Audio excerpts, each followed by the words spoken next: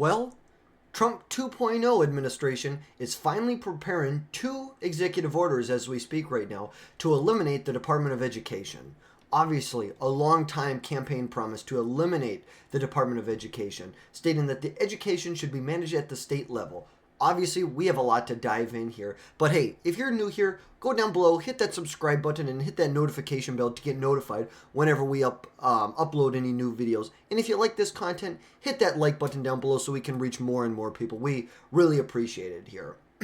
So this kind of, I shouldn't say it started back in 2023, but we have some good evidence back in 2023 when Trump posted on social media that, quote, "One thing I'll be doing very, very early in the administration is closing up the Department of Education in Washington, D.C. and sending all education and education work and needs back to the states."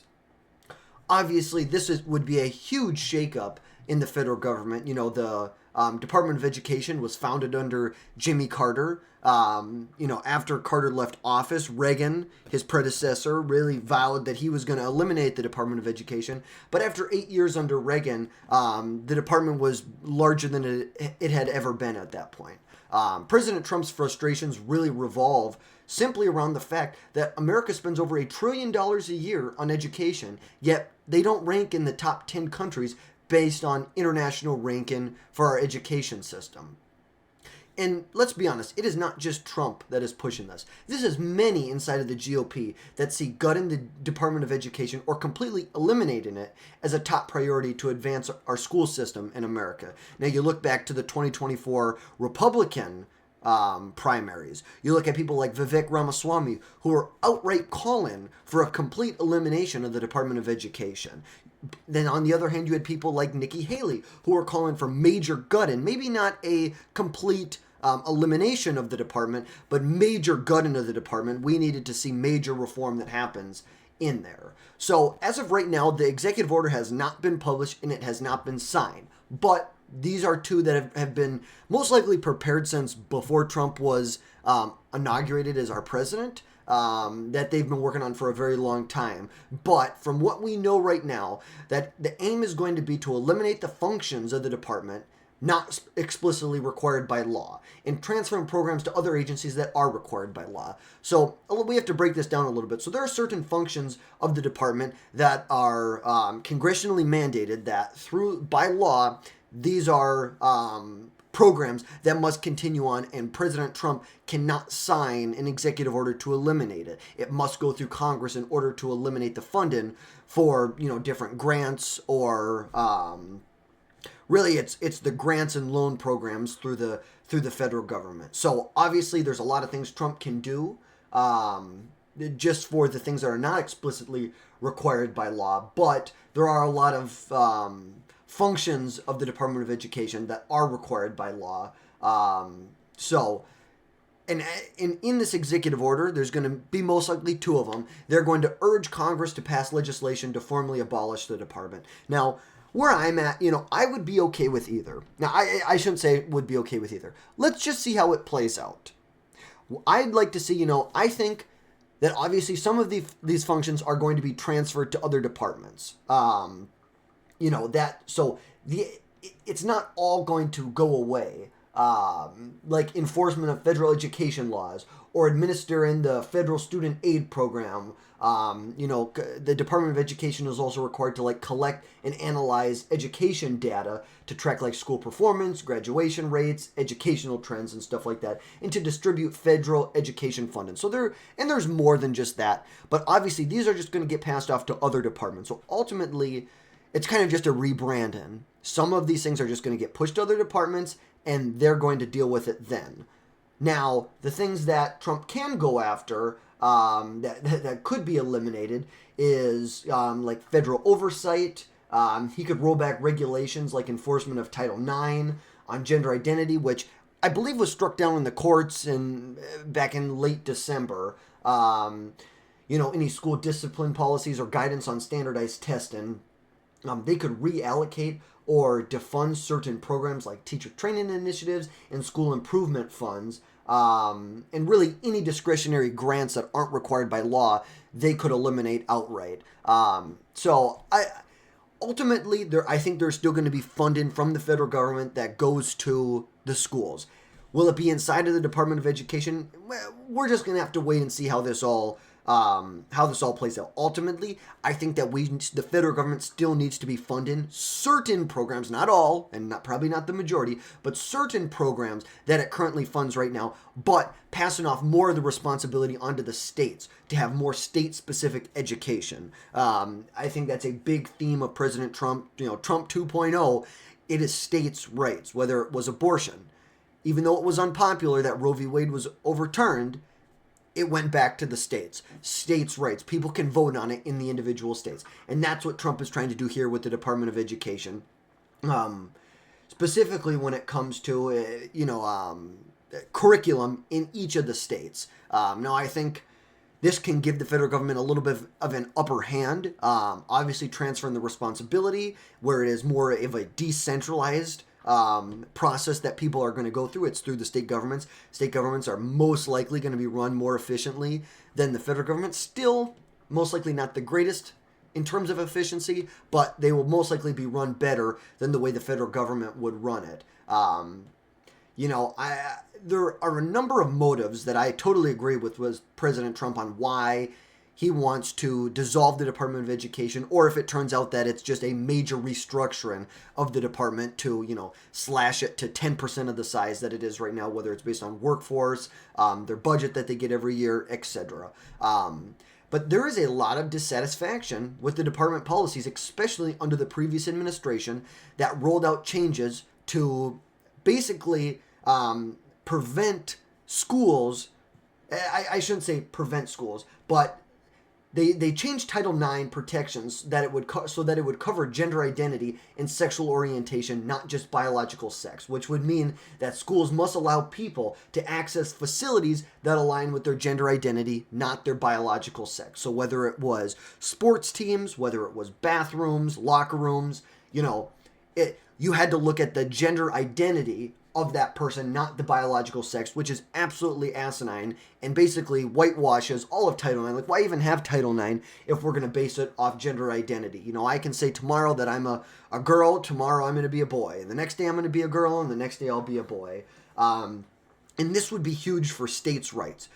Obviously, states like Wisconsin, states like Iowa, states like Alabama, Missouri, they're not going to implement policies like this. It's just not going to happen. Tennessee, they are not going to be implementing policies like this. But if there are far left-wing state governments that want to implement these policies, they have the right to do so. And, the population shift will show how productive or unproductive those changes are. And we already see it happening right now where you have many people, the mass exodus out of blue states and into red states. It is the policies of these blue states are just not very popular, and people are leaving over it. There's a big population shift more to red states. Arizona, Georgia, Florida. It's like you are seeing a lot of population growth in those states here. But it just makes sense that each individual state should be able to decide what they want to do. Whether we like it or not, they should be able to decide what they want to do. And some other changes that we really, really, really didn't like was the student loan forgiveness that Biden, was able to successfully get some of it taken care of. But a lot of it was held up in the courts and eventually struck down, which student loan forgiveness is what a joke. It's like, I'm going to be 100% honest with you. I did not go to college. I didn't. I didn't feel like it was the right investment. I went to work right away after I graduated high school. So if I had known that I could just go to school and $20,000 would be instantly forgiven once I was done with it, do you think that may have changed what my thought process was? I was trying to make a good financial decision for my future, and I didn't feel like at that time that was the best decision. And money was a big part of it. So why is it that these people who they go out take massive amounts of debt? Now, I think I am okay with specialized, decentralized loan forgiveness programs. Now, some of them are kind of a joke, like in some of the school systems where, if you vest yourself there for 10 years, they'll forgive your student loans, which they have to, they're a very vigorous rigorous standards that you have to meet in order for those loans to be forgiven, when most of those programs, eventually only forgive maybe 5 or 10% of all the loans of people that actually qualified for it based on just the metric of, you put in your time. There are all those kind of, asterisks and, this policy, this exclusion, this, there's a lot that goes into it, which is absolutely ridiculous. If you went to school, you took out massive amounts of debt, the American taxpayer who didn't, like myself, who didn't go to school, who didn't take out debt, who invested my money and built a business out of it, we should not be punished because other people who decided to go to college, who now can't make $30,000 a year, it's like we should not be subsidizing those people who made bad decisions at this point. But right now, Trump had nominated Secretary Linda McMahon to lead the Department of Education. Currently, she is only nominated. She has not had a hearing at this point. Apparently, from what I read, there are some ethics documents that they're waiting, that the Senate is waiting to get back before they put a hearing on the books. And this is kind of my thoughts on it. Before Trump goes ahead and issues these executive orders, which I don't think he's going to wait, but if I were in his shoes, this is what I would do. I would wait until Linda McMahon was confirmed, try and, bring the chatter down of eliminating the Department of Education until after she is has been confirmed as the Department of Education head, because that could hold up even some moderate Republicans. You could see detract from her nomination. Even though it's very popular in the Republican Party, you could see some hurdles that are thrown at her, and that could slow down the whole process.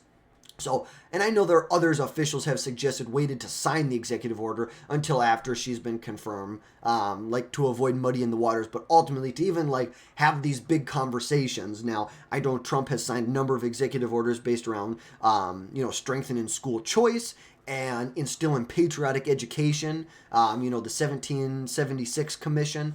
We want to install patriotic education where our children are coming out who love America. They don't come out to be, America-hating little transgenders. Like, that's not what we're looking for.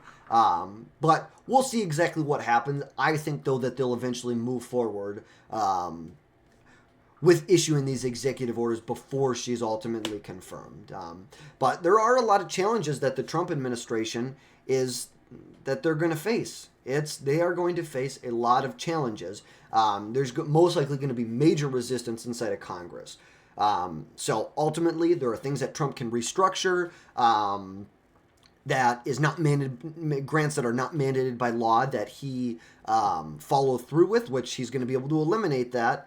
But for the things that are mandated by law, it's going to have to go through Congress.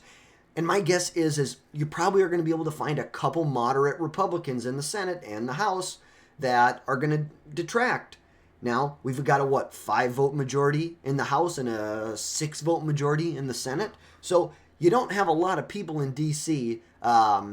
So you got to get everybody on board with what's going to happen, and that may be why it's a better idea to think about a major gutting and restructuring of the department, not a complete elimination of it. But ultimately, whether Trump gets congressional approval or not, he's going to be able to weaken the Department of Education a lot, send a lot of responsibilities back to the states, and implement a strategy to offload some of these responsibilities of the Department of Education to other departments in the federal government. And the reality is that most Americans don't want the Department of Education to be abolished. I believe the last poll we had seen was about 61% of Americans do not want it to be abolished, which, that's a big political risk for Trump. It could play out good for him in the end if played right, but ultimately I think it may be a little safer route to go down to work on completely gutting it instead of just a flat-out elimination, just because you are going to have to go through Congress in order for a lot of the bigger ticket items to be eliminated. That's kind of the whole purpose of DOGE. Elon Musk is heading up the Department of Government Efficiency, which the Department of Education is one of his top targets. And a lot of the big ticket items that you're looking at is going to have to go through Congress ultimately. I think it'd be in violation of the law if Trump tried to. I think it'd be struck down in courts if he tried to go after some of these things that are enacted by Congress. But ultimately, I think the biggest factor, reason, push behind why I would be okay with eliminating it or restructuring it. Regardless of what you do, what we need to make sure that never, ever happens again is that we could allow a radical, far-left communist president or, a bunch of communist staffers inside the White House to make changes to Title IX that replace the definition of biological sex with gender identity and sexual orientation. Because guess what? This under Biden's Title IX, under his Title IX rules that were changed, schools would be required to investigate misgendering, dead naming, and other forms of, quote, harassment against LGBTQ plus divided sign people. It's like, what a joke. If you look like a dude and you put on some, if you're a dude and you put some makeup on and wear a skirt, I'm sorry, but that's a mental illness. If you're doing out in public, there's some people who kind of like that weird stuff, but that is a mental illness, and we should not be looking at these people and affirming this mental illness. These people should be seeking help. We should help them. We are doing nothing but hurting these people by allowing them to go down these crazy radical paths of changing their gender, chemical mutilation, surgical mutilation, when they may wake up 10 years down the road and realize, wow, what did I do? I can never have kids now. My body is never going to be the same as it was before. You have a double mastectomy. You remove both of your breasts. You're over. It's over with. If you take puberty blockers, a chemical mutilation that is going to prevent the onset of puberty, it's like, it is absolutely disgusting. But then with this Title IX, allowing people to, you must investigate instances of misgendering. Like, give me a break. If you're a dude and you put makeup on and look like a dress, you wear a dress, it's kind of like, really, you're gonna investigate someone for misgendering you, using the wrong pronouns. Like, what kind of joke? You're not the pronoun police. You don't get to determine what the pronouns are. Pronouns are set. He, she. I'm not calling you a they, them. It's just not happening. And it is great that Trump has redefined under Title IX as defined sex as biological sex at birth, meaning that Title IX does not apply to gender identity. It's like, that is one of the big wins that we've seen come out of this. But either way, regardless of which way Trump goes with this, that we need to make sure that a president can never do that again unilaterally across the country, where it's going to apply to red states, blue states, and purple states. Let the states decide. If California wants to implement these policies that affirm people's mental disorders, and instead of helping them with their mental disorders, it coddles their mental disorders as being normal and okay, then that's what they want to do, and that's their right, and people are going to leave California, and they're going to be forced eventually to elect other people, or they're just going to be run completely into the ground.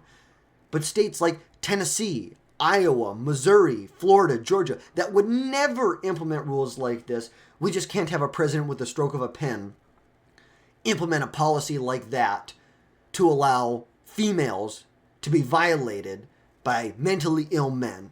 We can never let that happen again. So, as this story develops, we're going to keep you updated on the progress of what's going to happen with the different funds, any potential impacts on the economy. But don't forget to subscribe, hit that like button, and hit that notification bell down below to stay informed on other important topics and updates on the Department of Education. So, thanks for watching. We'll see you next time.